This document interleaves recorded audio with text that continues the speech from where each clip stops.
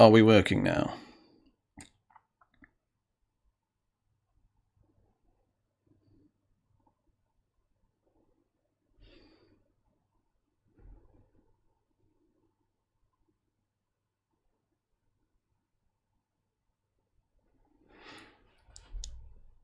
Hi everybody. Give me a thumbs up if you can hear. I've never gone live before, so I don't actually know if this is working properly.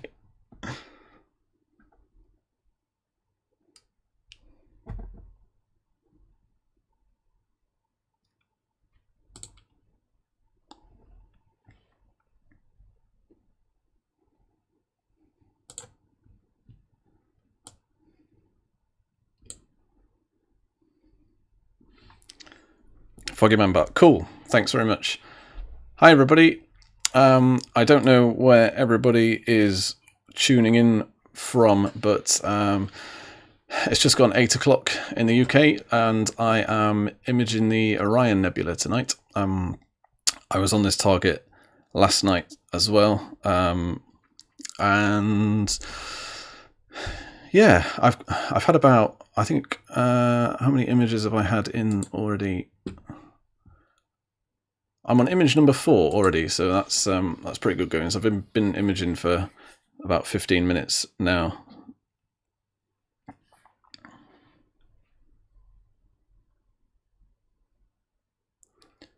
Cool. Hopefully the audio is not too quiet. I'm using a new microphone, and I've not really tested it. I just sort of plugged it in and hoped that it worked. So hopefully it's okay for everybody. What you're looking at here is a 3-minute shot of the Orion Nebula, and I'm using the Optolong L-Enhance filter.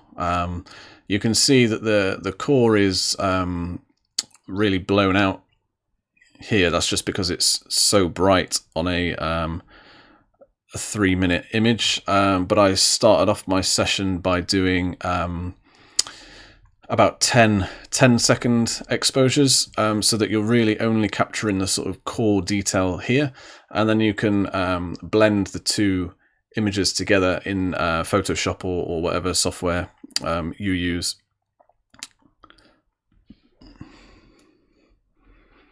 Michael Wilson. Michael, hey, good to see you here. Thanks for tuning in. I hope the sky is clear where you are. Sounds loud and clear. That's great. Hello from Tunisia. Hello. What time is it in Tunisia? You would be ahead of me. It must be quite late there. I hope your skies are clear too. I've got my obligatory cup of tea, by the way.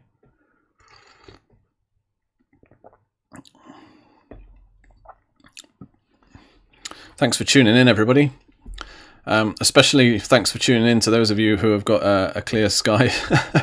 I was having a really mad panic trying to get everything set up in time. That was why I was a couple of minutes late for the stream, because for some reason I was really struggling to connect to the Raspberry Pi tonight. I've got no idea why, and then all of a sudden it just started working, so that's fine.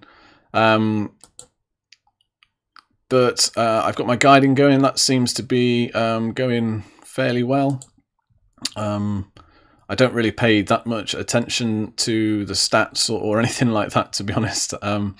So long as this says that we're guiding down here and the graph's not all over the place, then I'm happy. So cool. Who have we got?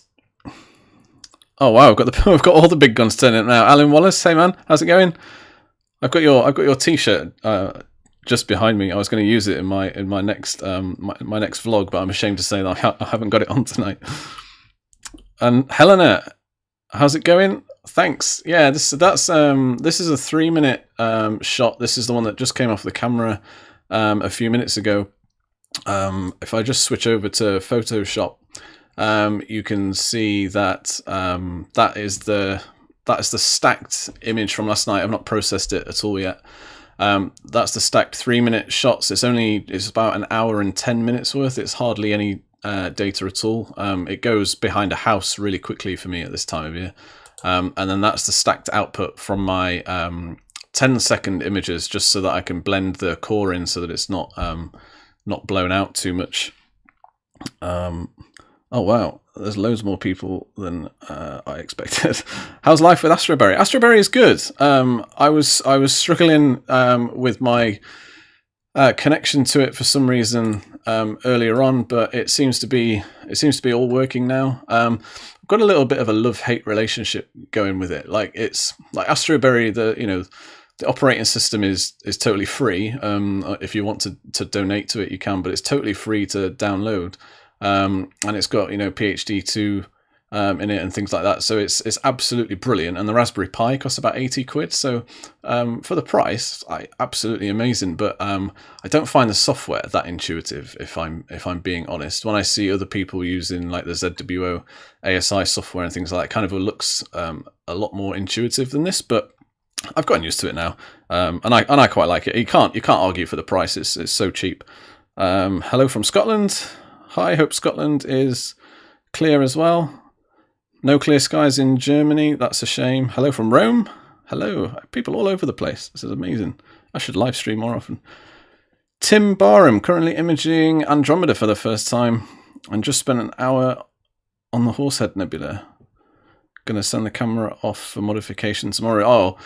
When you get your camera back, hopefully you can get some more time on the Horsehead Nebula, because when you get that camera modified, it's going to be, yeah, you're gonna really pull out that H alpha data. It's gonna look so much better.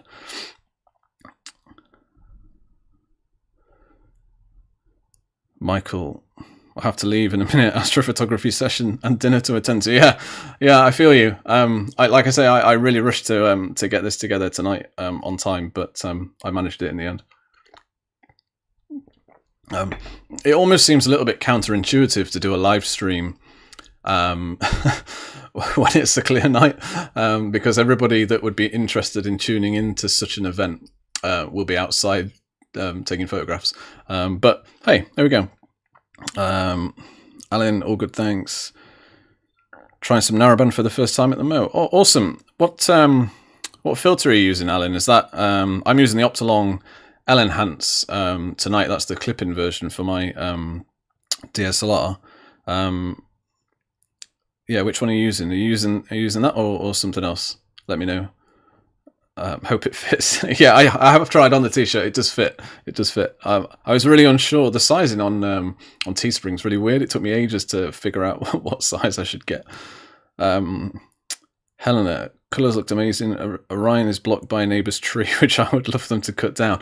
Yeah, I know. I'm really fortunate at the minute. The people that have been watching my channel for a while and have watched my imaging sessions will know that they're building houses right behind our house at the minute. My house faces southwest, so about a month ago, Orion was fine for about 3 hours, but of course it's always cloudy. Orion is just cursed for me for some reason. I don't know why.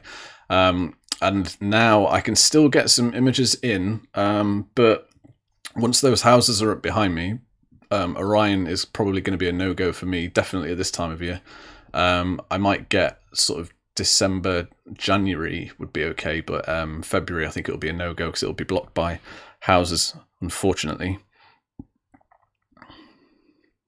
What about polar alignment with AstroBerry? I haven't tried polar alignment with AstroBerry. I'm still trying to get to grips with most of AstroBerry, to be honest. So let me just show you. I was going to do my next video as an AstroBerry sort of overview, but I'm a little bit hesitant to do it because I think I probably only used about 10% of it.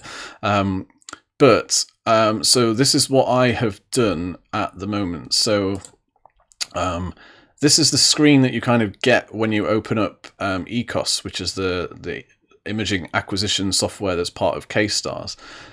So you could create a profile to tell it which equipment you're using. So I'm using a DSLR and a ZWO guide camera. And then all I've done after that is I've gone onto the camera screen, and you can see there's all these different tabs if you're using plate solving and things like that. But I just don't really bother doing anything like that.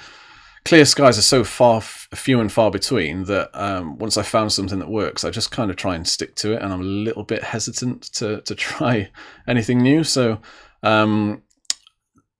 this screen is fairly intuitive. It's nothing too difficult once you've got your camera connected. So you can see that's my Canon 650D. Exposure time is in seconds, and this is kind of familiar. I'm guessing most people watching this are probably really used to what's it called, Astrophotography tool, or maybe even SharpCap, but this is all pretty similar in whatever software. So exposure times in seconds, so I'm doing 3 minutes. The count is just the number of exposures I'm going to do. To be honest, I just pick a random number, knowing that I'm never going to reach that. Format I've left as native, but you can change it to fits if you want. Light frames, ISO setting, I've got my ISO at 1600. I can get away with that where I am. I'm in Bortle 4 sky, so it's pretty dark here. But again, it's full moon tonight, which is why that's a lot more brighter than it normally would be for my area, even for a 3-minute exposure. But yeah, it'll be fine. I'm sure Photoshop will soon sort that out. And then delay of 5 seconds, and then you just hit the play button, and then off it goes. And I don't really do anything else in here, to be honest. Imaged Orion for the last time at the weekend. Only 1 hour of data, but I was really happy. Yeah, Orion is one of those where it's my favourite part of the sky, but just for some reason I'm just cursed. Usually it's either, whenever I'm able to image Orion, is either a full moon or something goes drastically wrong, whether that be something as simple as I don't know, I've forgotten to charge a battery, or I forget to focus properly, or it's windy or something like that. Just something just always goes wrong. Tonight is full moon, so that's kind of what it is tonight. But I'll see. I'll try and get the best data that I can. I should have a couple of hours imaging time over a couple of nights, so we'll see what I can get out of it. The Bearded Geordie, that's a great name. Moving house in 2 weeks, and the change for winter imaging will be huge. I'm literally moving next door. But the walls and trees that are an issue at number 8 aren't at number 9 aren't at number 8. Well, that's great.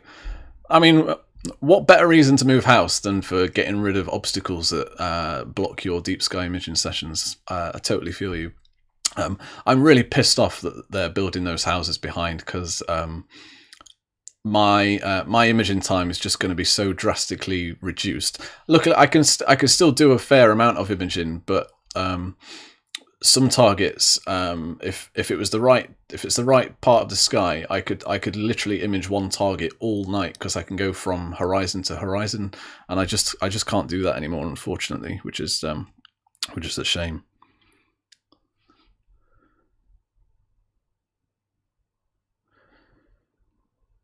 On the horns of a dilemma whether to buy ASI or tough it out with a Pi. Yeah, it's interesting. I struggled with that same dilemma, but honestly, I'm really tight. So I didn't want to fork out all of the money for an ASI. It does come with the added benefits. The new Pro comes with dew heater controllers and the ports to plug dew heater straps into. So it does have those benefits. It's got a proper app, which is great. So I'm using my laptop here to show you this. If I use my phone, I can use the VNC app. So I could VNC into the Pi and still use my phone, but it gives me the same screen here. So obviously you find that you're really struggling to move across the screen when it's just on your phone, whereas the ASI, it's a properly developed app and things like that. So it's a lot more refined, I would say, the ASI. But I'm really tight, and I quite like tinkering around in software and with computers in general. So I was quite happy to tinker around for like 80 quid. So I'm happy. If money is not a concern for you, I would go for the ASI. to be perfectly honest with you, but I do like the Pi though. And the ASI is just a Raspberry Pi with a lot more refinement to it. So you know, it's just different software that's sitting on the Pi. That's all. Taking some moonshots and using your moon processing tutorial. Oh, thanks, Paul. That's great to see. Need to buy a stealth chainsaw and cut down some trees. Yeah, I think a lot of us have that problem. I don't have trees in my way, fortunately. But yeah, it's trees are a bit of a problem. But yeah, just cut them down. I'm sure your neighbours won't mind. They'll probably think you're doing them a favour. Money's not a concern. Wife, on the other hand, yeah. If you, yeah, what, I don't know. Do you have a joint bank account? Can you not just buy it without your wife knowing? I don't know. Give it a go, or just do the classic thing of tell her that you've had it for ages. That's another way to go. Hi from Bristol. Hi, Gary. On Bode's Cigar tonight. Yeah. Yeah, really great target actually. M81, M82, Bodes and Cigar. Yeah, I imaged those last year. The difficulty that I have with this with my setup is a wide field refractor and a DSLR is not really the ideal setup for galaxies. But when there's nothing else around to image, I go for it. I'll certainly be going back to it this year just to add more data to what I captured last year and just to see how much I've improved, but with the same gear. I think I see a lot of these comparison things on social media where people show their progress over a few years' time, and I think that's all well and good, but you find that they've also bought a hell of a lot of equipment in that same time frame. So it's not really a real comparison when you're using equipment that costs 10 times more than the equipment that you started with. But I get why people do it though. That's fair. Credit card seen more action than Chuck Norris. Well, there you go. What's another 300 quid? There you go. Nathan, hi, how's it going? Ray, how you doing? Good to see you. I bought all my gear for my wife. Does your wife agree with that statement, Ray? Or are you just making that up?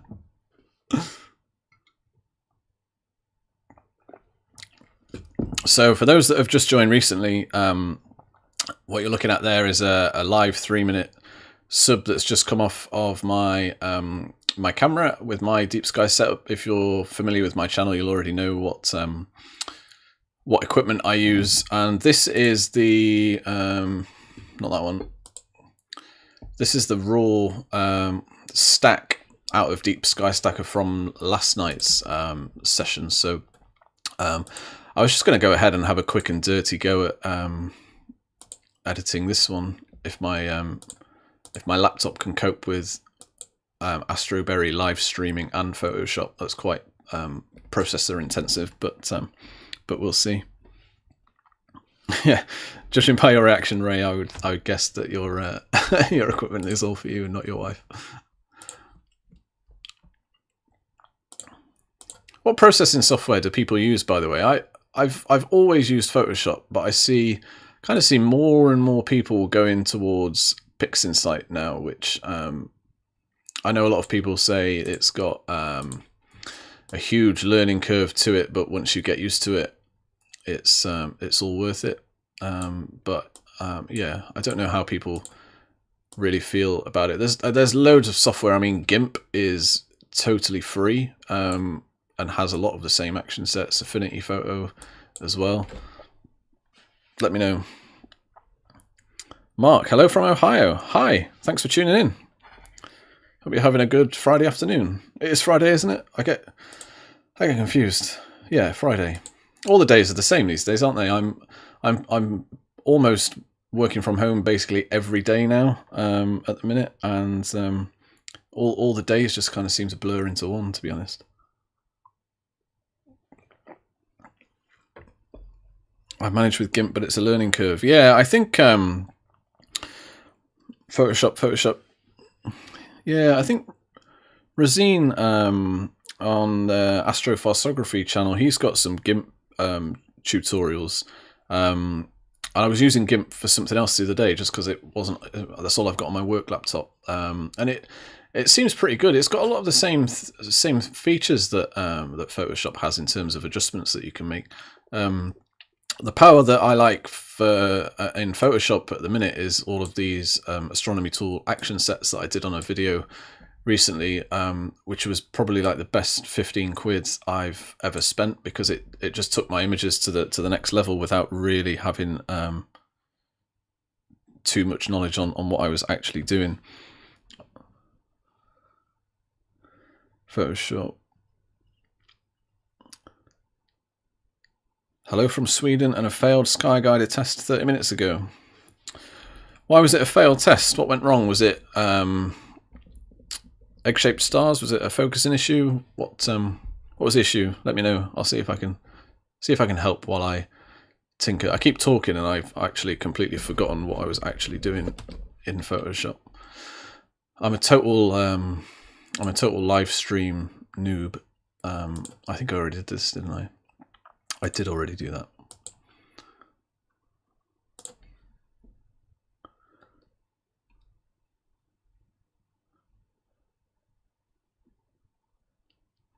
Ray, PixInsight and Photoshop for icing on the cake. Yeah, it's a good way to do it. You know, use a mix of the two. I don't have PixInsight. I know it's got a free trial, so perhaps I should give it a go one of these days. Michael just switched over to PixInsight, didn't regret it for a second. Yeah, what I like seeing the comparison shots online where people have said, oh, this is the one I processed in Photoshop a few months back, and here's the new version in PixInsight. And I think PixInsight does generally look a little bit better. I think people seem to be able to pick out the more faint details better in PixInsight than they do on Photoshop, which does make all the difference. Oh my god. For anybody wondering, the Orion Nebula is such a challenging object to try and process, especially when you've only got an hour's worth of data. But, you know, I'll do what I can. All right, what are we going? Switch to infinity now. Very happy, Peter. Yeah, I see a few people using Affinity now that are really happy with it. Sorry, I keep looking down here. I've got the comments going on my iPad. I dislike the subscription for Adobe. Yeah, I totally get that. I think that puts a lot of people off.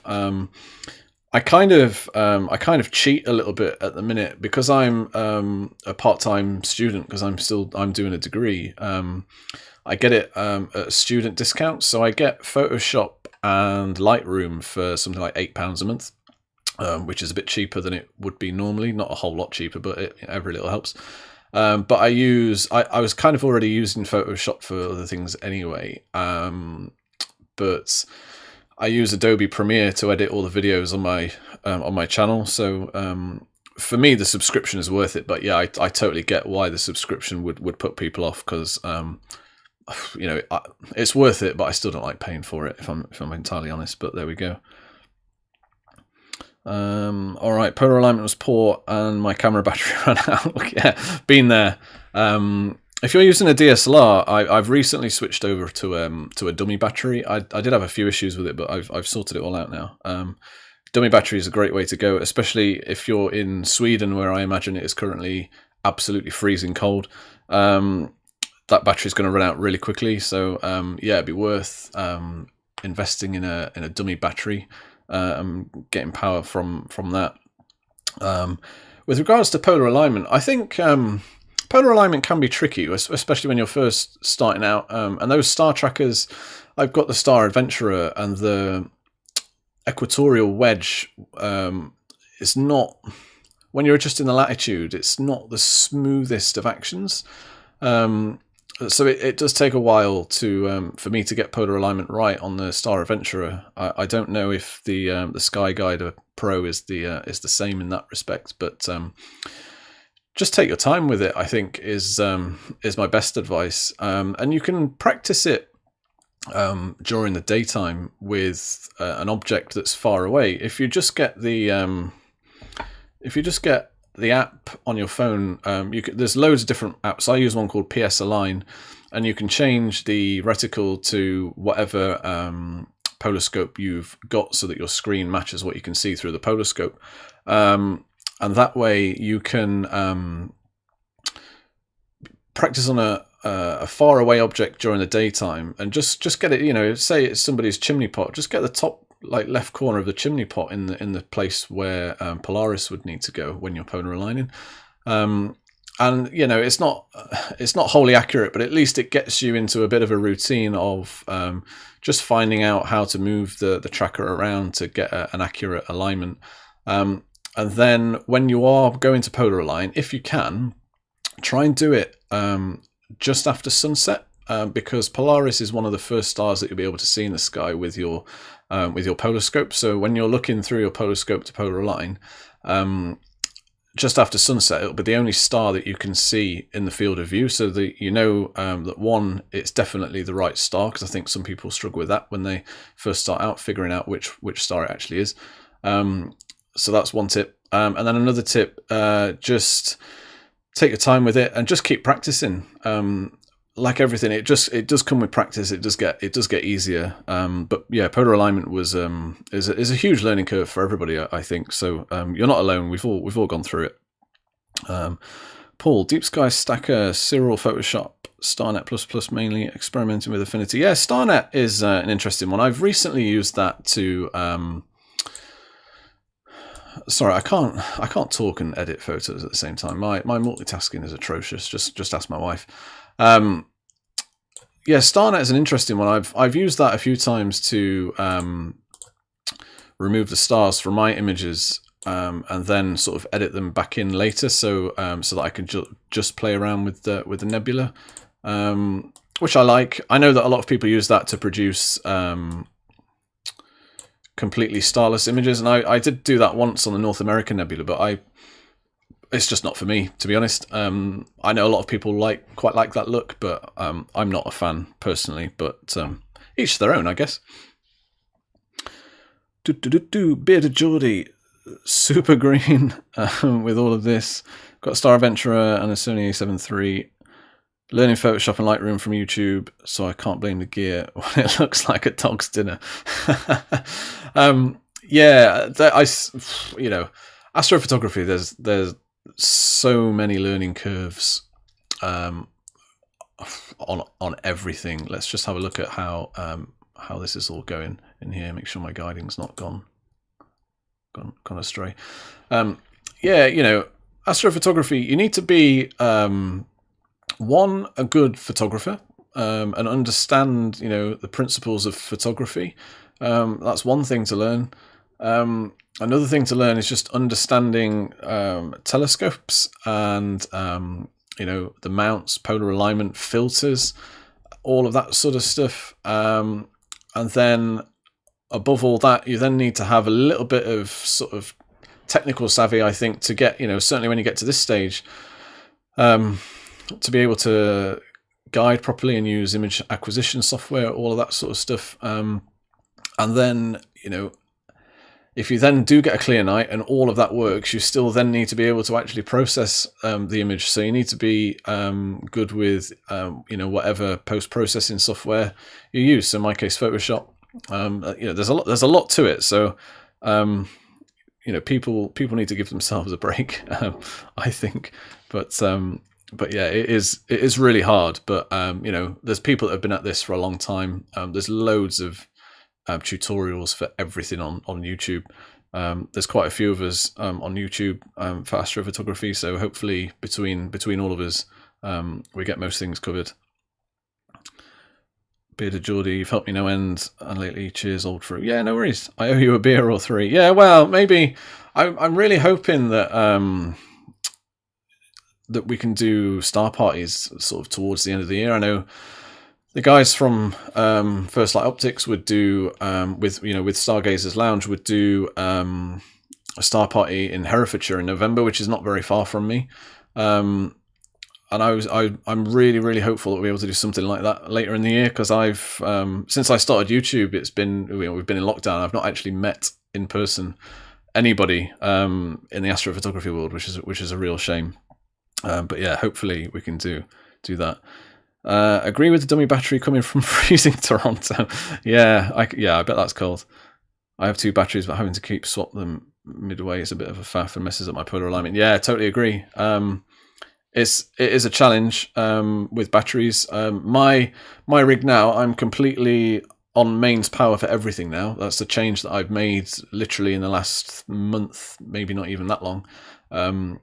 Everything is running off mains power, so I don't have to worry about batteries anymore, which is great. And I've got all the cables packed away inside a box and everything to keep the dew away. So hopefully I don't get any issues. Much love for the tips, very helpful. Yeah, you're welcome. No worries. If you've got any other questions, just send me a message on social media, or like a question via my website or something. I'm more than happy to help out. Alex, tried the Orion Nebula, but I think the moon ruined my shot. Can't get much details. Yeah, I'm. Oh, where did PhD 2 go? Oh, there it is. Yes, I've only just started editing this image, but I can already see that it's not going to be that great. I mean, it's only an hour's worth of data anyway, so it's, you know, I'm not going to beat myself over the head with it. But yeah, the moon.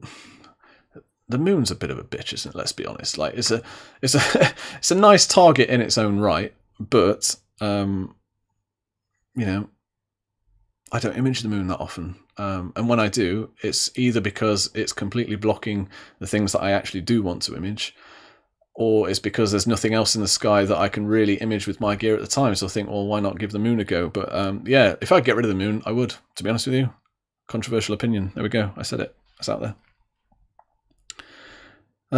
Gary, polar aligned on the wrong star more times than I care to admit.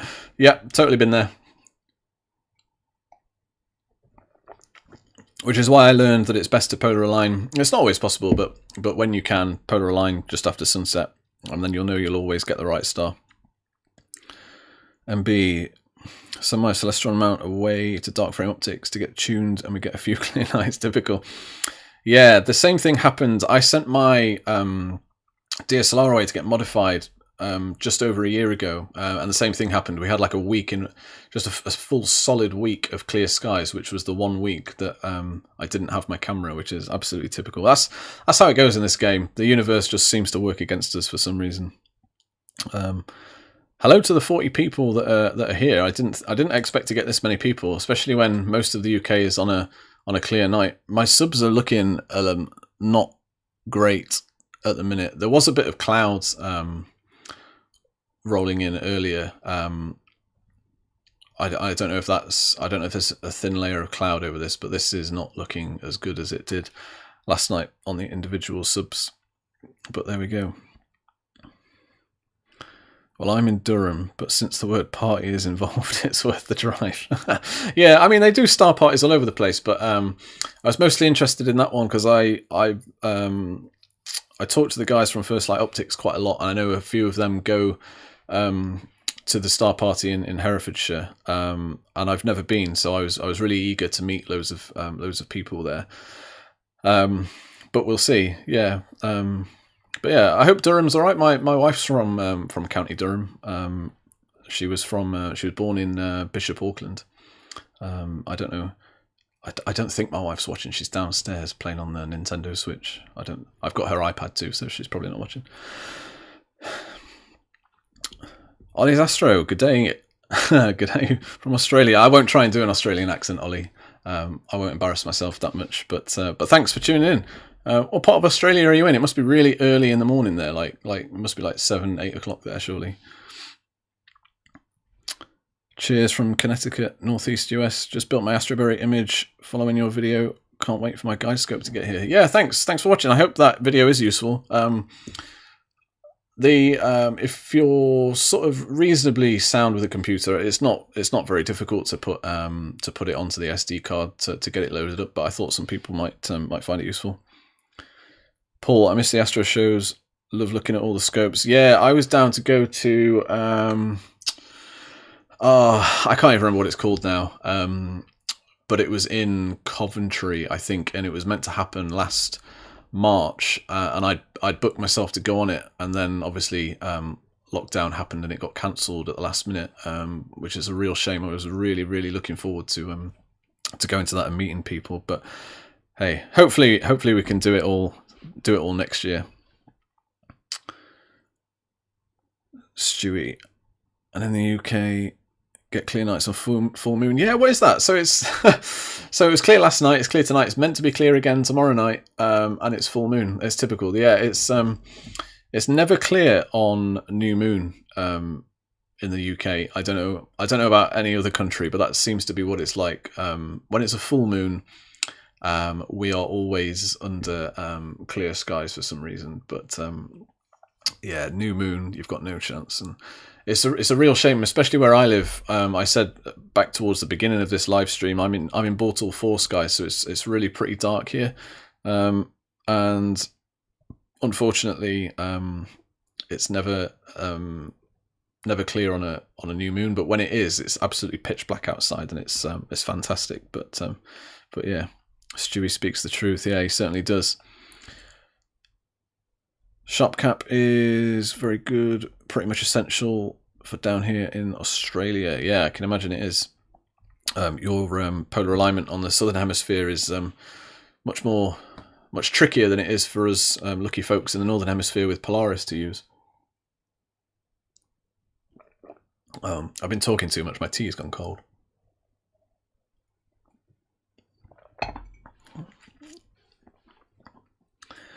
Paul Radford, I'm currently imaging the Heart and Soul Nebula. LX Stream helps with the moon. Yeah, the LX Stream will help with the moon. I'm using the L Enhance tonight, which is the sort of LX Stream's younger brother, or older brother now, I guess. Yeah, it does certainly help with the moon. I wouldn't even be imaging tonight if I didn't have the L Enhance, to be honest with you, unless I wanted to image the moon, which I don't because I hate it. But yeah, good luck with that. Yeah, tag me in your picture when you've edited it. Let's see how it looks. Paul, have you used the polar alignment utility in K-Stars? What do you use? No, I haven't. So I was saying back towards the beginning of this stream, Paul, that I still try and keep my my setup fairly simple, as simple as I can. To be honest with you, the only reason that I got AstroBerry was because I needed a way of guiding, and I didn't fancy leaving my laptop outside. My laptop's reasonably expensive, and I didn't really fancy leaving it outside, even inside a little box to keep the dew off. I just didn't fancy it. Whereas the Pi costs like 80 quid, so I feel a lot more comfortable doing that. So now I still polar align manually. I use the polar scope. I don't use any software or anything like that to help me. I'm pretty lucky. I say pretty lucky. I've got a wide field setup, so when I'm polar aligning, it's pretty forgiving with my setup. So when I go to do the star alignment afterwards, because I'm not plate solving or anything like that, my polar alignment doesn't need to be that accurate because of the wide field setup. And even for guiding, a rough polar alignment doesn't really seem to affect my guiding that much. But I've only got a 3-inch refractor, so it's such a forgiving way to do astrophotography. If I was using something more like a 100, 120, then I might have to think about using software to help me out to make it more accurate. But this works for me for now, so I sort of stick with it. Where did you get all those actions? Are you talking about this action set here? If so, you can download them from, if you just Google Astronomy Tools. I'm trying to type around my microphone. Astronomy Tools action set, prodigitalsoftware.com. That was what I was after. You just get them on this website. and they often have a sale on. I got these nearly a year ago. I think it was around like Easter time. They had like a spring sale on or something for 20% off. Really cheap. And it gives you all of these action sets. Some of my favorite ones are these two noise reduction ones. The space noise and deep space noise reduction are great. When you are, probably won't really see it at the minute. These are dithered images, so they're fairly clean, but you can see a lot of the sort of grain around here. If you run those two actions, it gets rid of a lot of that grain.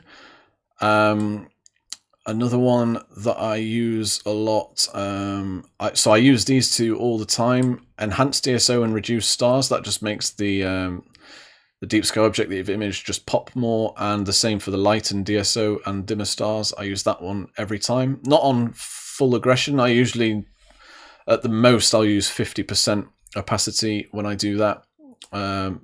Make stars smaller is one that I use quite often. And it just, you could do all of those things manually, but they're really quite difficult. I've got a video about it. If you've not seen it, just check that out on my channel.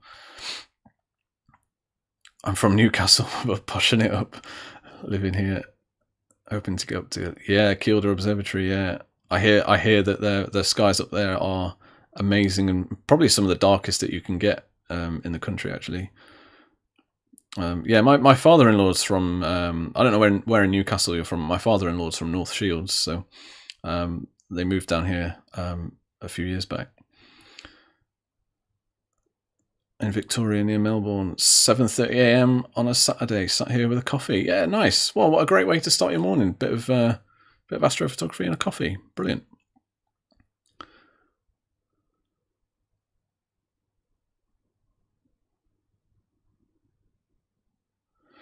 What have we got going here? Had 3 nights on the Heart Nebula with the LX stream last Monday. 19 hours integration. Wow. I bet that looks incredible. 19 hours. I'm a real bugger for just flicking between targets all the time. I think the most that I've ever imaged a target is 6 hours. Because I just get, I don't know, I just get too excited about moving on to a different target. So I sort of image one, process it and go, I'm reasonably happy with that. Share it on social media and then just move on to something else, rather than taking the time out to, to really make my images look as good as they can be. But that's just me. I can't help myself. The clear skies are so few and far between that I don't just want to use, say, 6-7 sessions on the same target, because I counted my astrophotography from 2020, and the imaging sessions that I got wasn't that many last year, and so yeah, I just move around from target to target. But maybe this year that's something I should try and do a bit better. Processing a 40-minute video of the moon right now. Wow, I bet that's eating up your processing power on your computer. Noah, hello there. Hello to the 47 people watching. I never expected this many people to watch. So thank you so much for tuning in. I'm sure you've all got much better things to be doing on a Friday night than listening to me prattle on in my monotone voice. How risky is it for a computer to be outside? I use a little plastic box, but don't really feel comfortable doing that. I don't think it's an issue. I think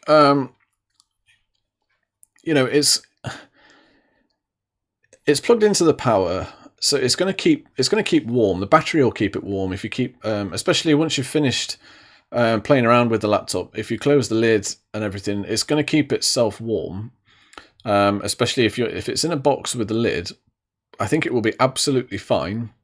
I just don't really like the idea of my laptop being outside all night when there are other methods. If it was the only way to do it, then I would do it. But there are several ways to do it. AstroBerry is one, Stellamate is another, and the ZWO ASI is another. And they all mean that you can have your laptop safe and sound inside.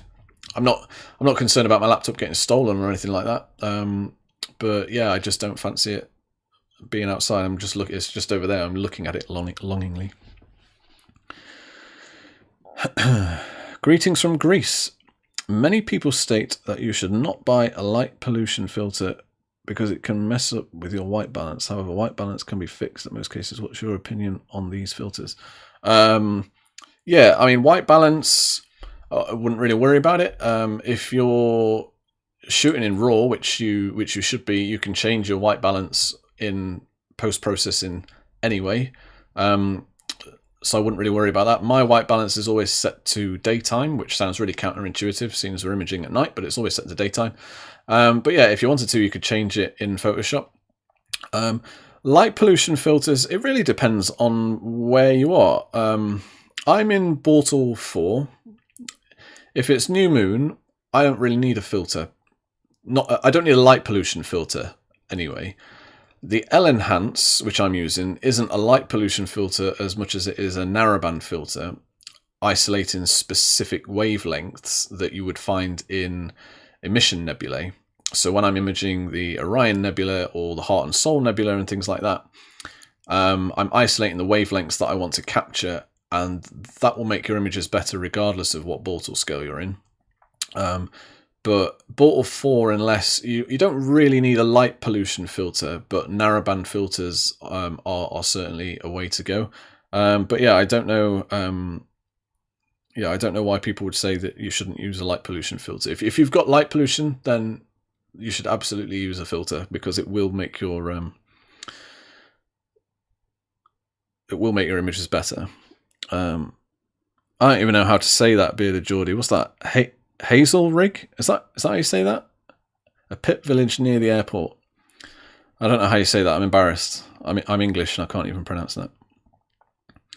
Trying to process 6 hours on M42 with the LX Stream. Nice. Yeah, let me know how it turns out. I think my biggest issue with using a narrowband filter on the Orion Nebula is that it makes it too red. It doesn't look that great because there is so much more detail to it than this that I'm not really, I don't know, I'm not really happy with it. I think I recently said this to somebody on Twitter. I think the best way to process the Orion to image the Orion Nebula rather is to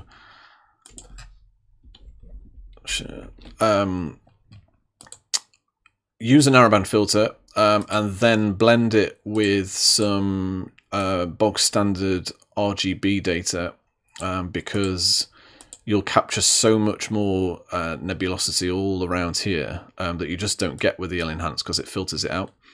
And those images are the really powerful ones that you see. And also, you know, if you used a hydrogen alpha filter as well, that would look great. But you can see that I can already tell when an image is going to be a bit crap. I've done 2 curves and it's just not that great in terms of its detail. The core's blown out, but I do have this image. I did some 10-second shots that I stacked to sort that out at the end. But yeah, that's not going to look that great. And you can see the moon's really not helping here, even with a narrowband filter. Like you can see that's kind of totally blown out, but maybe 3-minute subs are just too much for the Orion Nebula on full moon. But hey, you got to try, right?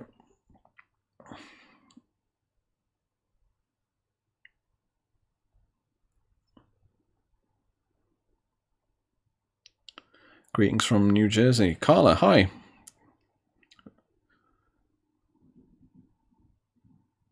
Mini PC is another, Stewie. Yeah, you're right. Mini PC is another. That is another one that I looked into when I was deciding what route to go down, so I didn't have to have my laptop outside. Yeah, Mini PC is a very good way to go.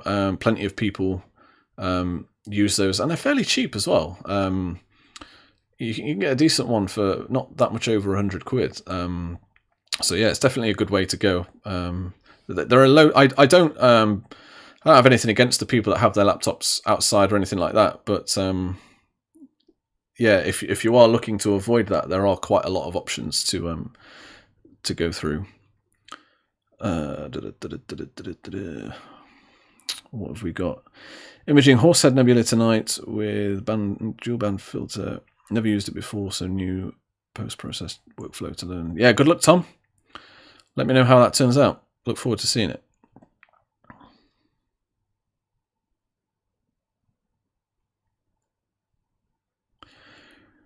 When are you going to upgrade from modded DSLR to CMOS?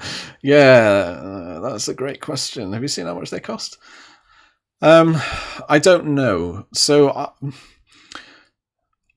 I'm in a bit of a predicament with this one. So the telescope that I use is fine. You know, it's a 3-inch refractor doublet, and it's totally fine for astrophotography. And I think the logical next step would be to buy a CMOS camera. But I just haven't got the money to buy one, to be honest. I am saving up for one. I've got a few £100 saved up, but I need at least double what I've got. Because if I'm gonna go down the CMOS route, then I want to get a cooled one, and they obviously cost more. I'm thinking of going one-shot color rather than mono, for 2 reasons. One, mono is more expensive and a steeper learning curve.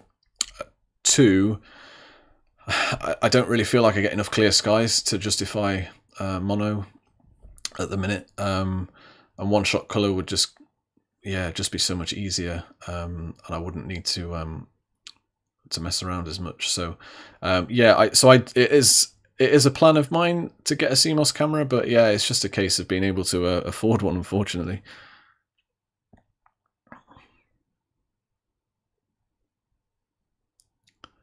Hi from Baltimore. Just got the LX Stream, but haven't been able to try it out yet. Skies are crappy. What is the best way to process these photos using 294 MC Pro? So, I mean, I don't know about the best way. I don't know what software you're using. In Photoshop, I mean, you would just process that the same as you would process any deep sky image with any color camera. But I mean, there are loads of different ways that you could even do that. You know, if you wanted to, I know a lot of people will process their image on not just for Hubble palette images, but RGB images, would process the channels individually and then bring them all back in together. That's one way to do it. Well, I generally don't do that. I usually just process all the channels together, to be honest, but I'm a little bit lazy like that. But yeah, there's loads of Photoshop tutorials on YouTube, not just on my channel, but on loads of other channels. I mean, Trevor from Astro Backyard, he's got the best tutorials. You've seen his images on social media, no doubt. And yeah, I just recommend checking that out. Said it correctly. People tend to spell it incorrectly. Bearded Geordie. Yeah, that was what was throwing me, is that I thought I was reading it correctly, but that's not how I would spell it if that was how it pronounced. If you're paying for Adobe Premiere, give DaVinci Resolve a try. It's free. I found it to be more than just a basic editing tool. Yeah, I've used DaVinci before, and I found it pretty good, actually. But because I've got discount on it, I don't really mind paying for it, to be honest. And I've gotten used to Premiere now, although DaVinci does have a pretty similar feel to it. But yeah, no, thanks for that. I don't know how far behind on the comments I am, but 49 people tuning in. Thank you. Thanks for tuning in. Let's see how my images are going. How many have I got? 19. I did some short exposures at the start, because you can see on a 3-minute sub that the core just blows out entirely. So for those that have joined since the start, I can't believe I've been talking for nearly an hour, but these are 3-minute exposures on the Orion Nebula. I'm capturing all this using AstroBerry and also auto guiding, which seems to be going reasonably well. I know a lot of people struggle with auto guiding, but again, with my setup, it's so wide field and forgiving that you can kind of get away with a pretty rubbish polar alignment, because it's so wide field. I think a lot of people struggle with the bigger telescopes, but yeah, I was really quite nervous about auto guiding, but it seems to be okay for me. touch wood. Now that I've said that, I'll probably never be able to auto guide again.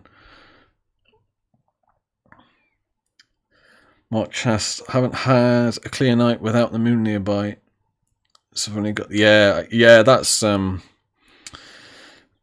issue, isn't it? And that's why I'm using the L-enhanced tonight. I've got quite a lot of L-enhanced data on the Orion Nebula, but I'm so limited on being able to image this at the minute that in a couple of weeks' time I won't be able to image it anymore. So I wanted to get some more data, but you know, it's full moon, so it is what it is. You know, we'll just make do with what we've got, I guess. But yeah, hopefully you can add some RGB data to it. Unfortunately, I'm never able to.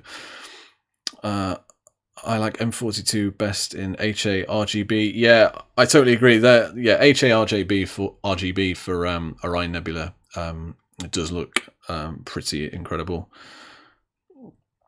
Hey there, really enjoying the stream so far. Could you give me some targets to shoot untracked? I've so far done Orion, Pleiades, and Andromeda. Yeah, interesting question.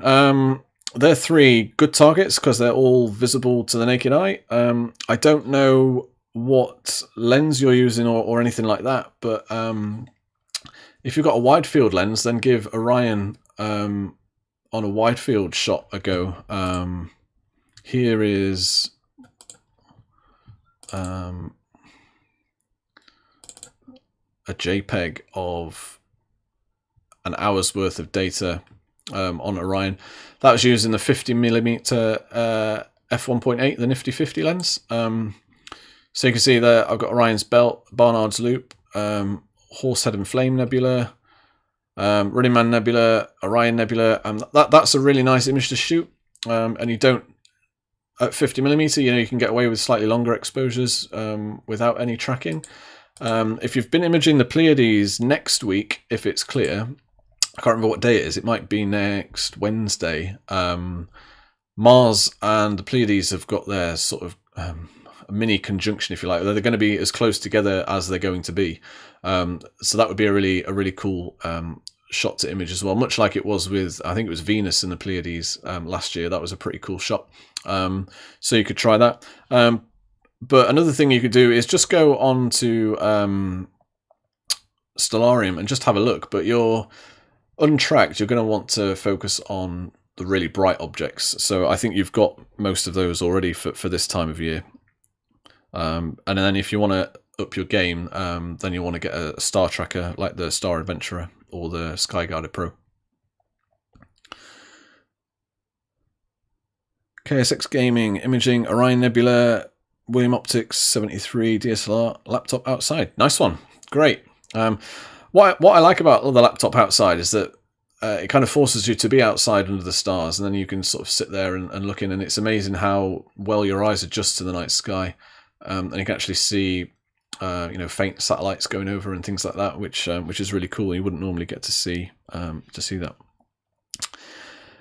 Any reason you went with AstroBerry rather than Stellamate? You get an app with Stellamate. Not really, to be honest. I just I found the website and saw that you could download it, so I just downloaded it and kind of went from there. To be honest, and there's some pretty decent tutorials for AstroBerry on YouTube to get used to the various different modules in there and stuff. So yeah, after a couple of weeks of playing around with it, I was pretty happy with it. So I'm a bit of a kind of stick to what you know kind of person. Once I find something I like, I kind of stick to it.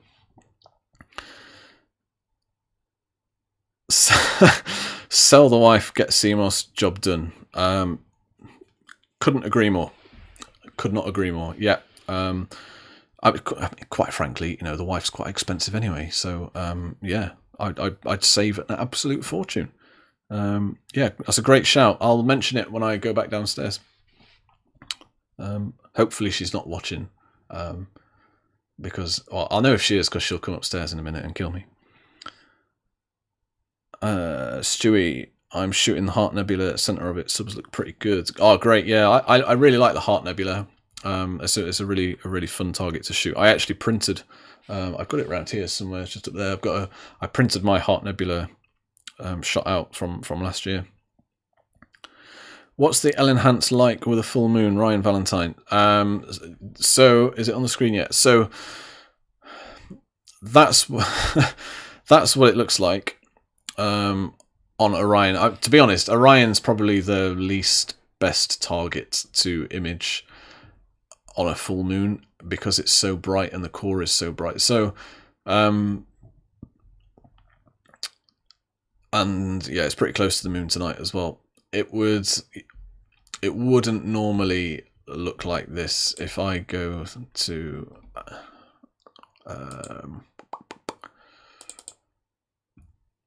what have we got? I don't really have anything from this year that was under, you know, this wasn't under a full moon, but I think it was about 70%, and that's obviously the processed image, not the raw subs. This was a raw sub example. So that's a 3-minute exposure. I think it was about a 70% moon, if I remember rightly. And yeah, you can see, you know, that looks pretty decent. And that, you know, that was the result that I was able to get out of it. That wouldn't have been possible without the filter, without a doubt. It just isolates the wavelengths that you want, you know, specifically the HA that you want. And this was my first image where I'd been auto guiding and dithered as well, and I'd never really understood the saying dither or die until I started dithering myself. It makes such a massive difference, a really massive difference. And I don't think you can always appreciate it from watching videos on YouTube or people sharing the image on social media until you've actually done it yourself and you can see it on your own screen without the compression that gets applied to videos and images on social media. Yeah, you can't fully appreciate it, I don't think.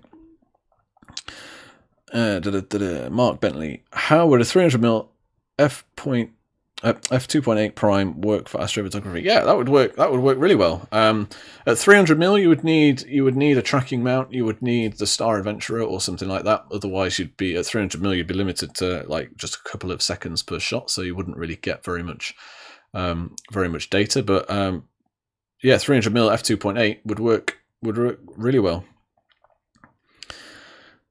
Greetings from Los Angeles. This is brilliant. Thanks for hosting. Yeah, no worries.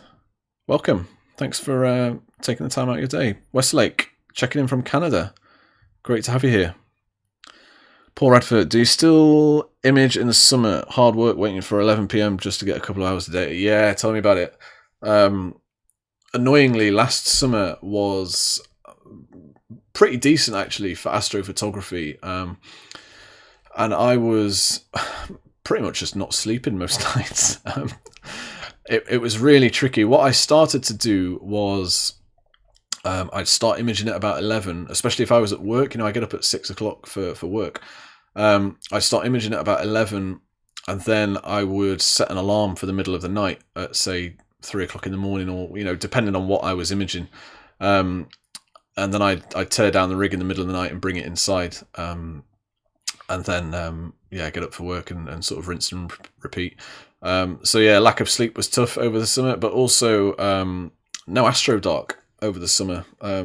That's the biggest issue. You know, get a good couple of months of no Astro Dark at all, and that really does make a huge difference to the quality of your images. Even if you're, you know, guiding and using narrowband filters, you just can't replicate a nice dark sky. How much RAM do you recommend for the Pi? I have got the 4GB version of the Pi. Like you say, there's a 2, 4, or an 8GB. I got the 4GB. I'm told that it can run on the 2GB. I mean, you can see the utilization up here. I can't remember which one it is, whether it's that one or that one. But that's CPU. Oh, here we go. So I'm using a gig. So, you know, I'm auto guiding, dithering. You know, this is as intense as I'm running it. You could obviously do other things with it, like plate solving and stuff.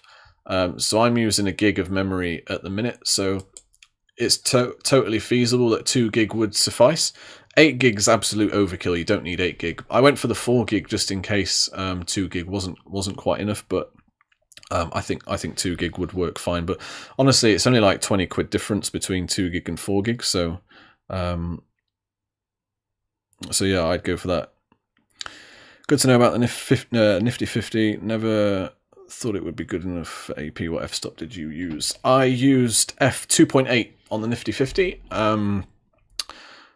That worked fine for me. I was only doing 60-second exposures on the Nifty 50, mostly because of the moon and where Orion is in the sky. And this is another issue with these images for me. Where Orion is above a load of floodlights on a local industrial estate. And they just light up the sky like Las Vegas or something. It's just crazy. And so yeah, I was sort of limited to 60 seconds. But as it's the weekend, those lights aren't on. So it's just I'm just battling with the moon tonight instead.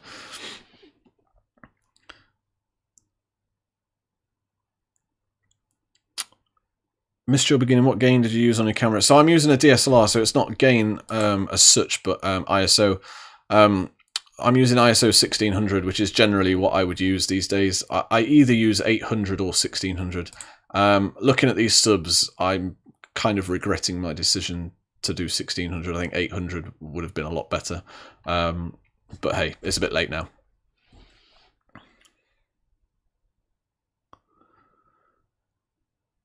Bearded Geordie, I hope she's playing Nintendo and not watching. Yeah, I know. If it helps, I say all of these things to her face as well. So, you'll get it. She's a northerner, so she can take it.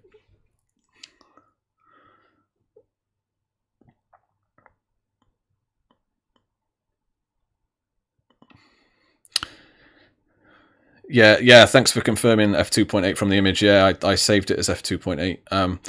Yeah, 1.8. I did try 1.8, but it was it's pretty bad. You do need to stop it down. I'm in Bortle 4. 2.8 was fine. You might find that you need to stop it down again potentially, but the main thing is to use the histogram on the back of your camera and see where your data is. That's the best way to determine what settings to use.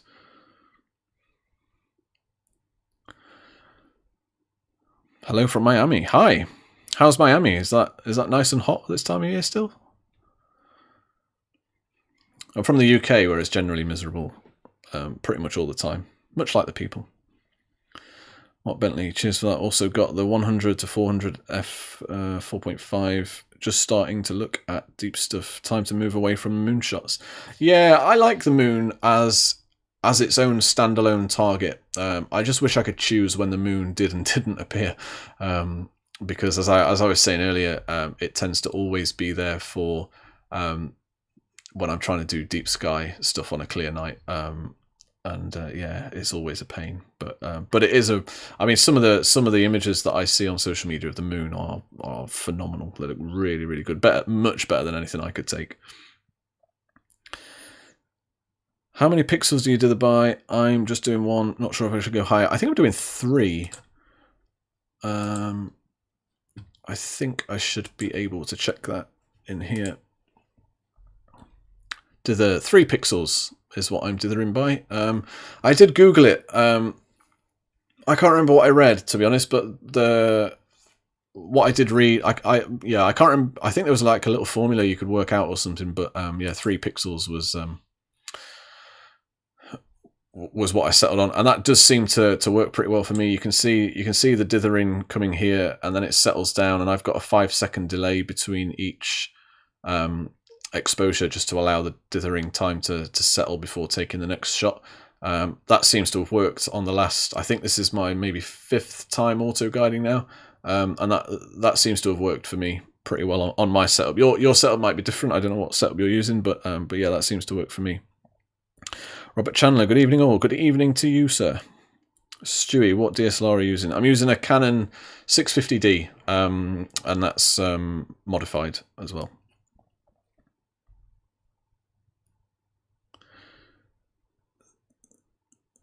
sunny, humid, and 85 Fahrenheit. 85 Fahrenheit at the end of February, right? That's really hot. It hardly ever gets to 85 here, even during the summer. Yeah.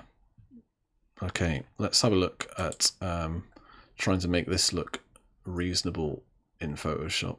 I'm not convinced that I can. It's just not enough. It's just not enough data. But I didn't expect this to look good. I was just kind of going to play around with this during the live stream while the subs were rolling in, just to have a play around. But yeah, don't expect this to look any good. 55 people. Thanks for joining all. I'm probably going to do about another 10 minutes before I finish up, because I've not spoken to the wife for most of the day, which she probably quite prefers, actually.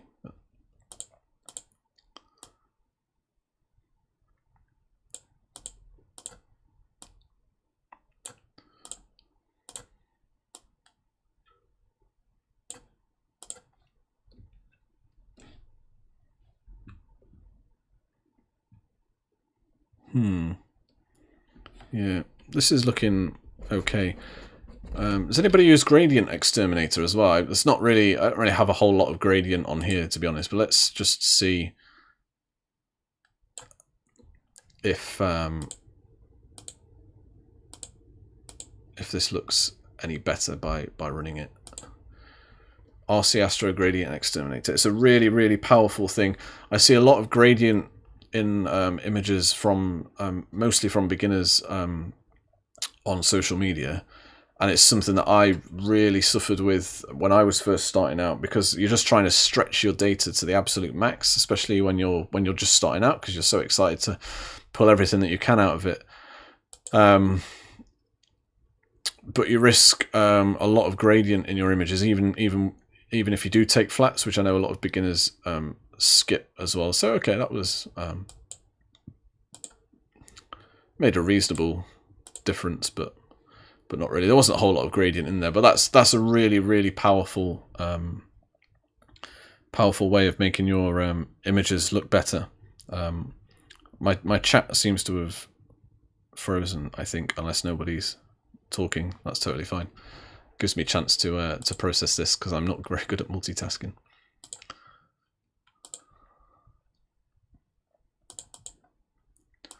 Let's pull that in a little bit. Yeah, this is not looking very good at all.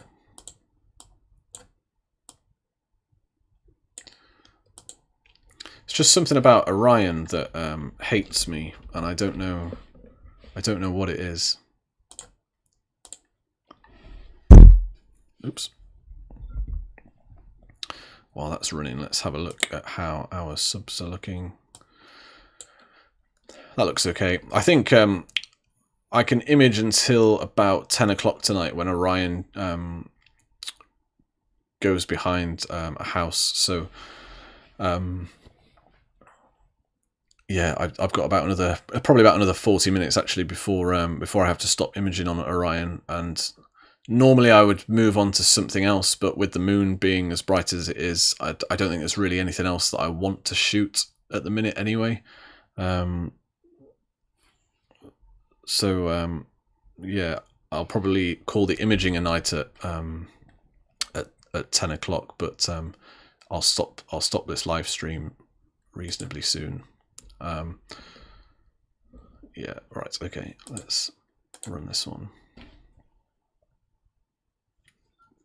If you've never used the Astronomy Tools action set, I absolutely can't recommend it enough. It's absolutely amazing.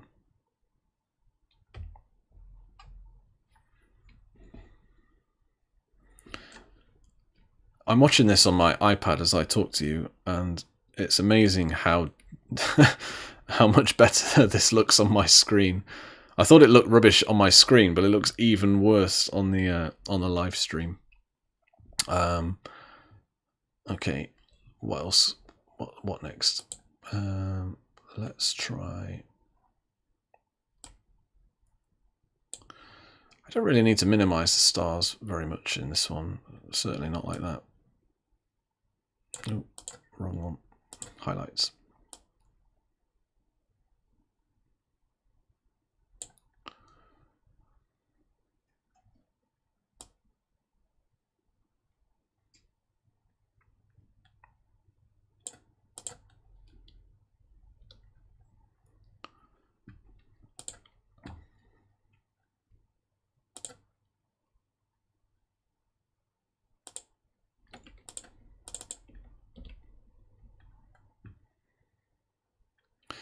I think I'm testing the limits of my laptop here with live streaming AstroBerry and Photoshop. See how that looks. If you've recently joined, this is these are 3-minute exposures of the Orion Nebula rolling in. Got my auto guiding going here. That all seems to be going pretty well. The graph looks pretty good. SNR is okay. It's not as good as it was last night, but there has been a bit of cloud around. Yeah, there's my 3-minute sub. It's in my opinion, it's overexposed, but I've been imaging for nearly an hour and a half now, so it's a bit late to change.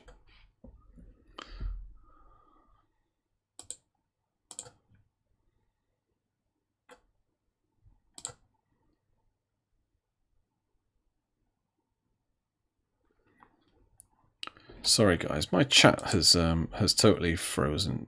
Bear with me.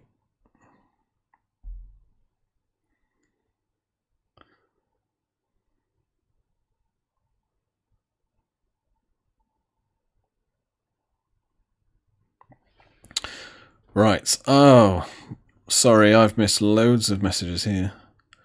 Oh my god. Karen Brown, good evening. Hello, mother. Hopefully my mum didn't hear me slagging off Sarah. For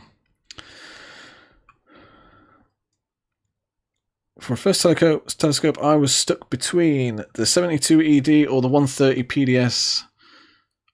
Also going to buy. What do you think would be better for a beginner? I don't think. I mean, they're both very different. It would be easy for me to say the 72 ED because that's the one that I've got. But yeah, I know that there is a thread on Stargazer's Lounge. I'm pretty sure there's a thread on the 130 PDS. So if you go onto stargazerslounge.com onto the, I think it's in the Getting Started with Imaging section, there's a whole thread dedicated to the 130, I think. Check out some of those images because they're brilliant and that might help your thinking. I like refractors, so I would go for the 72 ED, but that's just me. You are clearly free to make up your own mind. Bearded Geordie, I tried stacking the moon last night for the first time to learn the Photoshop process. Used a vintage 300mm lens from the 60s or 70s and muddled through. Nice.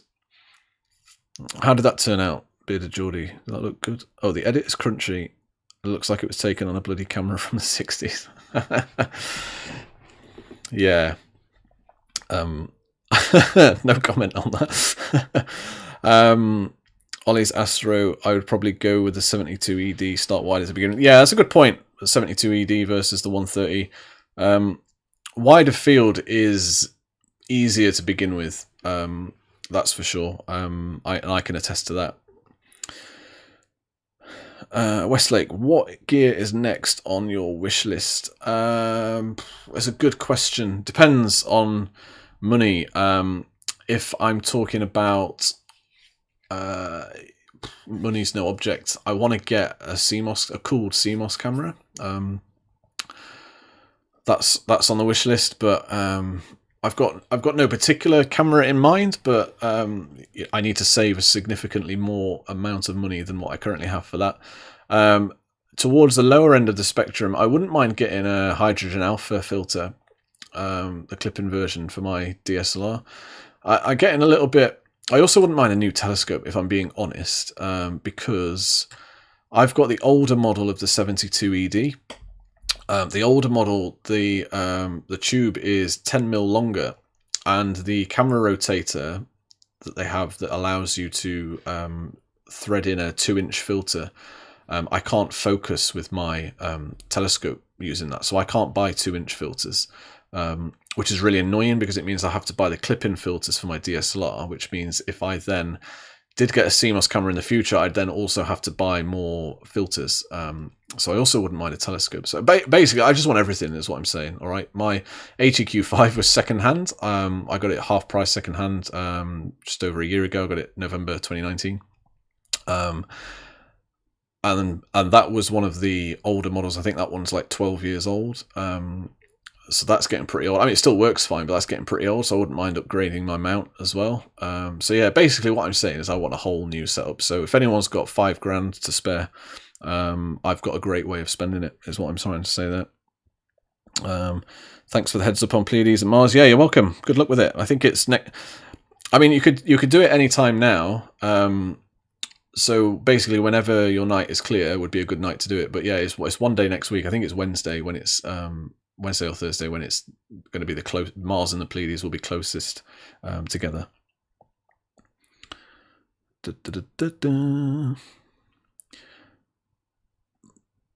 By the way, the image on my profile is from my backyard using your recommendations at Astro Backyards. Let me see it. Oh yeah, nice. Sorry, I'm getting old. I have to squint at this iPad. Orion Nebula. Oh, that looks really good. Nice. Ollie's Astro. I use Gradient Exterminator. Very handy. Yeah, it is really handy. It's certainly saved a number of my images over the last year.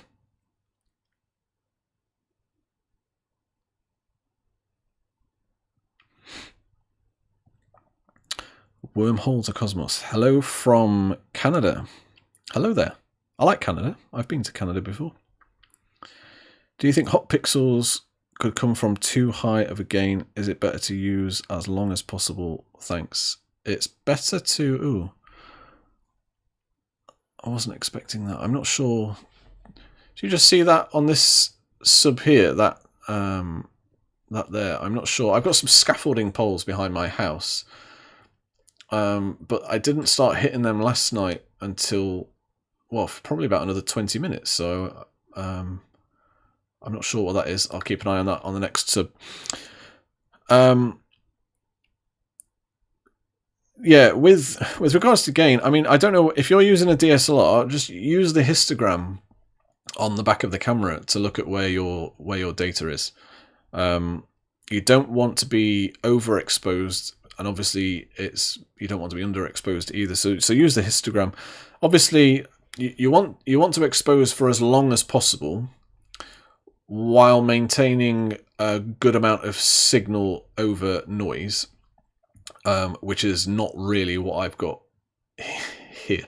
So the core of the Orion Nebula is obviously very bright, and I think I've overexposed here. But yeah, you want to have your settings so that you're getting more data than you are noise, signal to noise ratio. So you don't want to go too high on your ISO settings, because you're just going to bring in more noise and wash out the good data that you want to keep. So just use your histogram, because that will give you the information that you need to get the right settings. Bearded Geordie. One thing started to chuck into my progress on Instagram, and that way I can see progress as I go. Yeah, that's a great way to do it. It's good to save your images somewhere so that you can keep going back and yeah, and seeing your progress. It's a really good way to do it. I keep doing that. It would be nice if I could just get some good data on Orion for a change, but it just never seems to happen.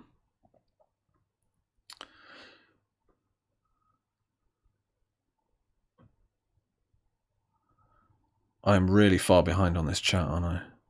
Sorry, guys. I'm just gonna skip ahead. Sorry. Okay. quick question. You're doing this all remote, right? Yes, I am. I am sat in my spare bedroom on my laptop at my desk. And yeah, I'm running this session using AstroBerry, which is a Linux-based operating system, totally free to download, and you just run that on a Raspberry Pi. So I've got my Raspberry Pi outside with my camera and my auto guider camera plugged into it. And yeah, just running the whole thing remotely. It's a great way to be. The downside to this is that sometimes it is nice to sit out in the garden and actually admire the stars, but as tonight's a full moon, there's not really that much to look at, to be honest. Even the moon's too bright to look at. I've currently got my Star Adventurer with a 72 ED making photos M31. Have to have my window open, so currently freezing. All manual. Yeah, it's a bit. It is a bit. I don't know where you are, but actually in the UK, it's actually fairly mild at the minute. Yeah, you can see that's a scaffolding pole. Unfortunately, hopefully we'll get past that in a few minutes' time. But yeah, that's quite annoying that that's crept into the shot already. I must have set up in the garden in a slightly different place than I did last night. The camera doesn't have a live view, so focusing is a problem. Yeah, that would be a problem. You can get secondhand DSLRs fairly cheap. I used Camera Jungle, which I think is run by Jessops for those that are based in the UK.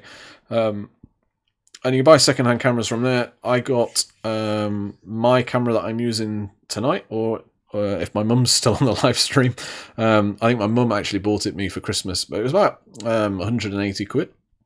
It only had 7,000 shutter actuations at the time, so it was it didn't have a mark on it. It looked brand new, to be honest, but it was 180 quid, so it's an absolute bargain. So check out secondhand. Pretty much all of my gear, apart from my telescope, is and my L-Enhance is all secondhand.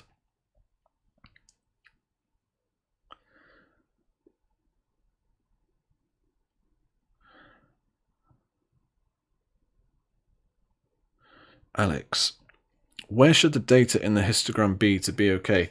Good question. A general rule of thumb is a third in from the left. So if I go to Photoshop and just deselect all of that, I could show you this in Photoshop. So if we look at the levels here, so this is the RGB data for the Orion Nebula image that you can see here. So if you are looking at the back of your camera and your histogram has a big spike here, that's an okay place to be. You could go more than that. If your data's all the way over here, then you're bringing in way too much noise. If you are all the way over here, right over to the left, then you're clipping data and probably aren't exposing long enough. But my camera is modified, so when I bring everything into Photoshop, the red channel is usually like somewhere over here, and then the green and the blue are more towards this end of the spectrum. But as long as you're not going over halfway, I would say that's a pretty good rule of thumb. But the best way is to just experiment with it. See what looks best on the back of your camera when you're looking at it. You can't beat just looking at the data for yourself to judge how best works for your situation. You know, I say all of that based on where I am with pretty dark skies. If you're in the middle of a city or something like that, you know, that might differ for you, because you'll be bringing in a lot more light pollution onto your images. Okay, what have we got? Bearded Geordie. Yeah, I think I follow you. I think I recently followed you on Instagram, Bearded Geordie. I'll have to check out your images later. I saw what looked like a focusing mask thumbnail when you were browsing your folder. Yeah, that's I used that to make the thumbnail for my Batanoff mask video. I didn't 3D print it. No, I don't have access to a 3D printer. But the Batanoff mask only cost I think it was 15 quid. So I didn't see the need to 3D print it, but a mate of mine from work does have a 3D printer, and they've printed their own recently. Yeah, you know, it's a good way to do it. You can get templates online for it. So yeah, you can do that. Paul, thank you for giving up your evening presenting a great live stream. Much appreciated. Keep up the good work. Yeah, no problem. I was, I said I was only going to do this for an hour, and I've been doing it for an hour and a half. And I said I was going to stop it in 10 minutes, but I'm actually really enjoying it. I can't believe people actually want to listen to me witter on a Friday night, to be honest. But yeah, it's my first ever live stream. It's something I've been wanting to do for ages, but my last few imaging sessions, something has gone wrong, and tonight was no exception. I was late to the start of this live stream. You can see the scaffolding pole sort of moving up the image. I need to stop imaging shortly. Yeah, I was actually late to the live stream because I was struggling to connect to the Raspberry Pi tonight. But luckily, just before 8 o'clock, it all connected and it was all fine. So yeah, I made it sort of just in time. But yeah, yeah, you're welcome. I hope you enjoy it. Wormhole to Cosmos, Raspberry Pi. Do you mean using the ASI Air Pro? No, I'm not. I bought my own Raspberry Pi and downloaded AstroBerry, which is a free operating system. The ASI Air is a Raspberry Pi, but obviously ZWO put their own software on it. When are you doing the rest of the AstroBerry vids, mate? I'm struggling a bit. Yeah, sorry. Sorry, Big Nose. That sounds really horrible to call you that, but that is your name on YouTube. Yes, I planned on filming it last night, the overview. If I'm entirely honest, I just couldn't be bothered to film it last night. And tonight I wanted to do the live stream. So it's supposed to be clear again tomorrow. So my plan for tomorrow night is to film an overview of me doing an imaging session using AstroBerry. It won't be a complete overview of AstroBerry because I don't use all the software in here. You know, I'm only using PhD2 and K-Stars at the minute. But it'll be an overview of how I use it, but there is much more to it than what I'm doing. So hopefully next week I'll be able to get that released. Stewie, have you never considered a peer? Not really, no. I don't. I've got nothing against people that use peers. That's totally fine. I don't really see the benefit for me, to be honest. I'm quite lucky because if I know I'm not going to get clear skies for a few weeks, then I will tear down my rig and pack it all away. But actually, my wife doesn't really mind it just being up in the living room and kind of in the corner so that it's out the way a little bit. Yeah, I don't need a peer. My gear is quite lightweight as well, so I can just carry it all out together and set it up. So yeah, I think a peer can be useful for some people, but I don't feel as though I need one. Maybe you could try the the remove scaffolding action. Yeah, I would really welcome a remove scaffolding action, but you can see the next. I'm hoping the next frame it'll have disappeared, and it'll probably disappear just in time for the next bit of scaffolding to come into view. Which is, yeah, there's nothing I can do about it, unfortunately. I'm going to have to throw all of these subs from the last like 15 minutes onwards. I'm probably just going to have to throw away, but never mind. I'm currently at 1 hour of data, 600D, Samyang 135 on a Skyguider Pro. Shame the moon is killing it, but damn it is clearing Kent. Yes, we were having I don't know when you joined the chat, but we were having a good laugh about astrophotography in the UK is only ever possible during full moon for some reason. Yeah, it's just the way it is. But you know, we make do with what we've got. Mr. No One, did you say Camera Jungle? I did say Camera Jungle. Yeah, there's also London Camera Exchange. I think they're called something like lce.co.uk or something like that. They're another second-hand company. That's who I got my Nifty 50 lens from. I got that for like 40 quid or something, or 100 quid brand new. I find it in photography, most people really look after their gear.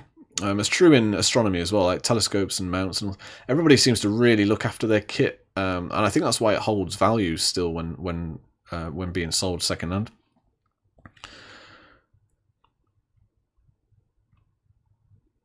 I've had a problem with Star Adventurer wedge. Seems like mine always slides down after some time. That screws up my alignment. I've not had a problem with that. My Star Adventurer wedge is a little bit. I don't know, that when you're just in the latitude, it's not as smooth as it could be. Is what I would say, which is quite annoying. But it is what it is. I don't use my Star Adventurer that much anymore because I've got my HEQ5. But I did use it recently for the wide field shot of Orion. If anybody saw that on Instagram or Twitter. But yeah, I don't use my Star Adventurer that much. But I've not had that problem with mine. Clinton, every time I stretch my stars, images look black and white. Always end up playing with the color balance. Any resources, thoughts on pulling out the natural colors in my images? Clinton, could you put in the chat what your gear is? And I'll see if I can help.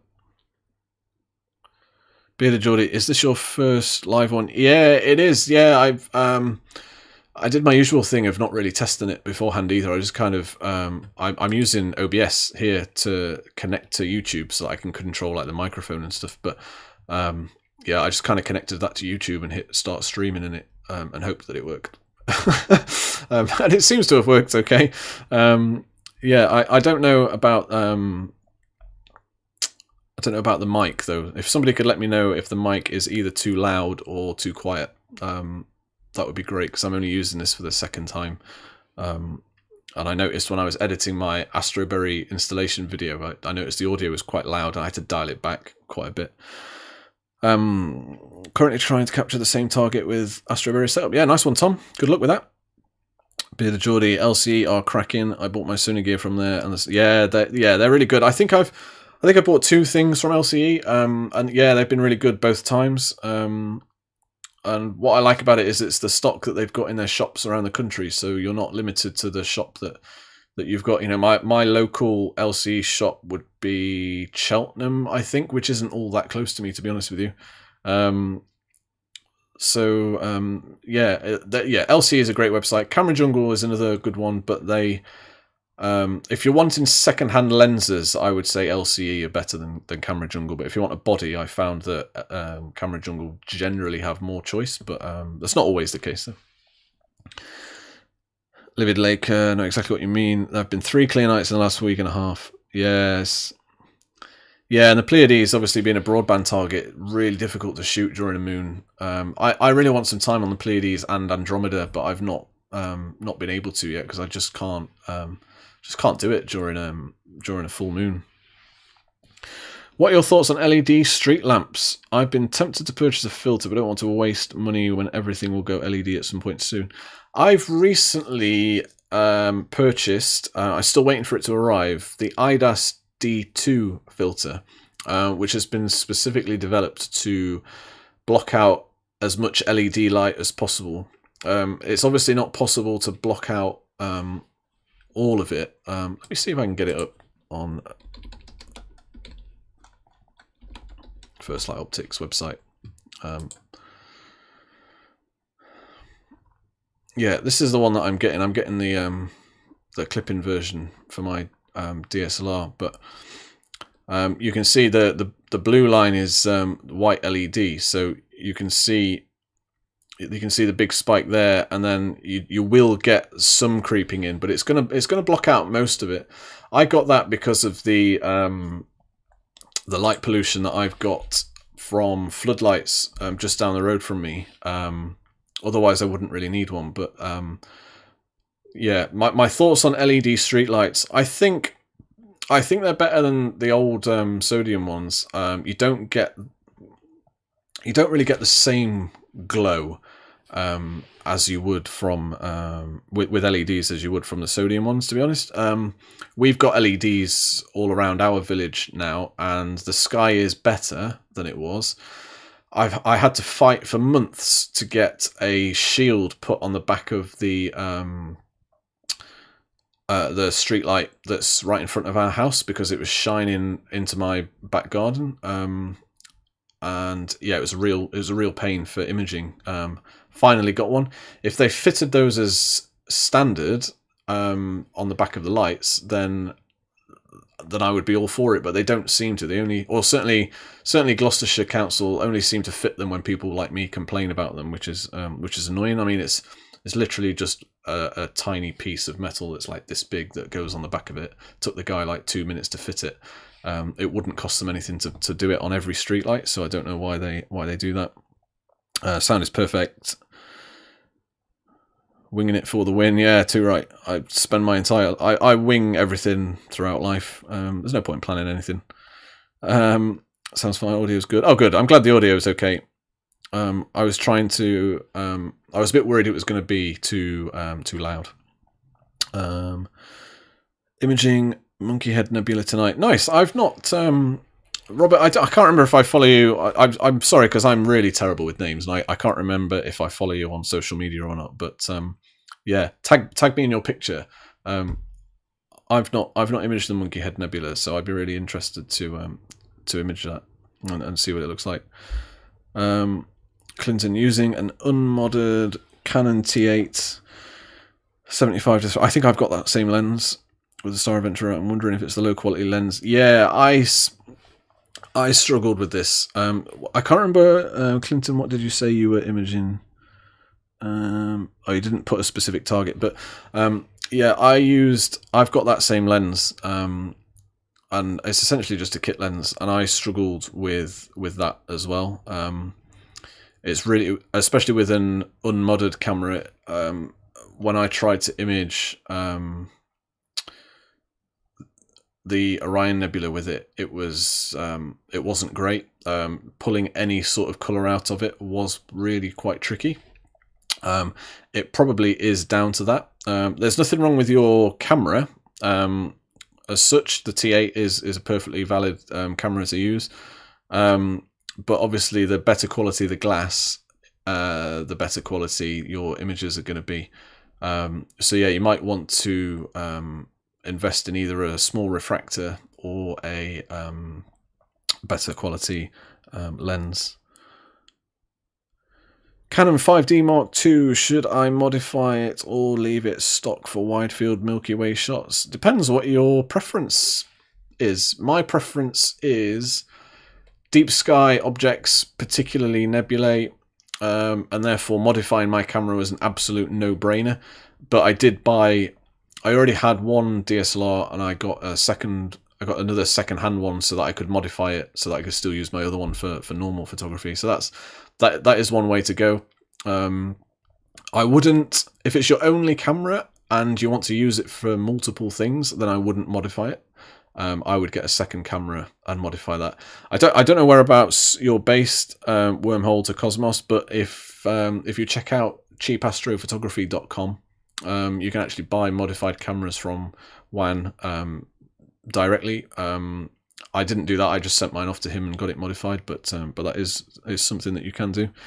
Gary Moore, thanks for the stream. I'm off into the garden to see if it's all gone horribly wrong. Yeah, so good luck with that, Gary. We seem to have passed the first scaffolding pole in my shot, so the latest shot that's come in is pretty good. But in about 10 minutes, we'll probably hit the next scaffolding pole, unfortunately. Yeah, had the same lens and crappy images as well. Recently, friendly competition between, and they had good results.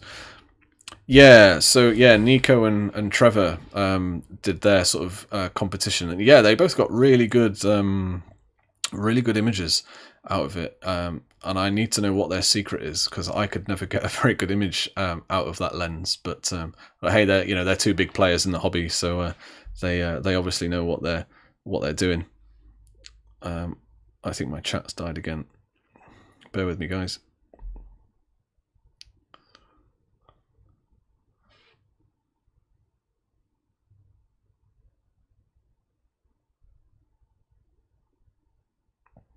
Cool. Right. I am gonna leave this stream here. I only intended on live streaming for an hour, and I've been going for almost 2. I'm going to carry on editing this picture of the Orion Nebula while these subs roll in. But thanks everybody for giving up your Friday night to listen to me talk about nothing really. I hope people found it useful. My next video is going to be about AstroBerry and an overview of everything that I use in here, and I hope that other people find that useful, because there's not a whole lot of information out there about it, I find. So I'm going to leave it there. Yeah, no worries. Yeah, thanks everybody. Yeah, thanks for the crack. Yeah, nice one. Yeah, really pleased that Bearded Geordie, you particularly, you've been here for the whole time, and I can't believe I struggled to pay attention to a 2-hour film, never mind paying attention to me. Ollie's Astro, cheers Nick, great stream, enjoyed it. Yeah, thanks guys. I'll probably do more of these if people like them. I got more people tuning in than I expected, so yeah, huge thank you for everybody, and thanks to everyone that subscribes to the channel. If you haven't, please do hit the subscribe button below, and I'll do more live streams in the future now that I know that I can actually do them. So